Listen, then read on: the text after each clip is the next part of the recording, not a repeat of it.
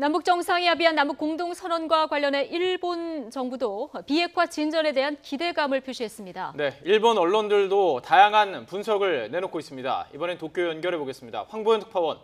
네, 도쿄입니다. 네, 일본 정부 그리고 언론에서 구체적으로 어떤 반응들이 나오고 있습니까? 네, 남북 정상이 여러 가지 합의를 한 가운데 일본 정부는 특히 비핵화에 관련된 합의 내용에 큰 관심을 보이고 있습니다. 일본 정부는 남북 공동선언이 한반도의 완전한 비핵화로 이어지길 기대한다고 밝혔습니다. 합의를 도출해낸 두 정상의 노력에 대해서는 경의를 표한다며 높게 평가했습니다. 그러면서 앞으로 중요한 것은 실천이라는 점을 강조하기도 했습니다. 스가 요시히데 관방장관은 한반도의 비핵화를 향한 북한의 실천을 포함해 앞서 북미 정상 간의 합의가 완전하고 신속하게 이행되는 게 중요하다고 말했습니다.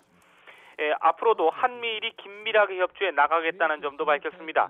완전한 비핵화 실현을 위한 한미일 3국 공조가 굳건하다는 점을 부각한 겁니다. 일본 정부는 북한에 의한 일본인 납치 문제에도 촉각을 세우고 있는데요. 공동 기자회견에선 나오지 않았지만 남북 정상 사이에 관련 대화가 이루어졌을 가능성도 있는 만큼 추후 우리 정부를 통해서 내용을 파악하고 싶다는 속내도 내비쳤습니다.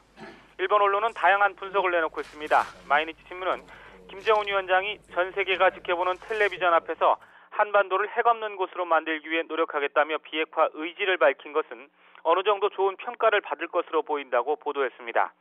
또 트럼프 미국 대통령이 이에 환영하고 나서면서 정체된 북미 교섭을 되살리려는 문재인 대통령의 노력도 일정한 성과를 이뤘다고 전했습니다. 요미우리 신문은 일본 정부가 이번 평양 공동선언으로 북미 간 협의가 다시 활발해질 가능성이 있다고 보고 북미 양국의 움직임을 주시하고 있다고 보도했습니다. 비핵화의 의지는 보였지만 구체적인 내용에서는 미흡하다는 지적도 제기됐습니다. 남북이 합의한 동창리 미사일 발사대 등의 폐기는 이미 착수한 것으로 관계국 전문가가 입회한다는 부분만이 추가돼 큰 의미를 두기는 어렵다는 겁니다. 또 영변의 핵시설 폐기에는 미국에 상응하는 조치라는 전제 조건이 붙어 진정성에 의문이 든다는 주장도 제기됐습니다.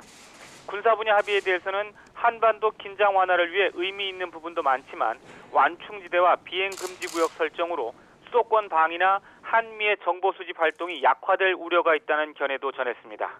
지금까지 도쿄에서 YTN 황보현입니다.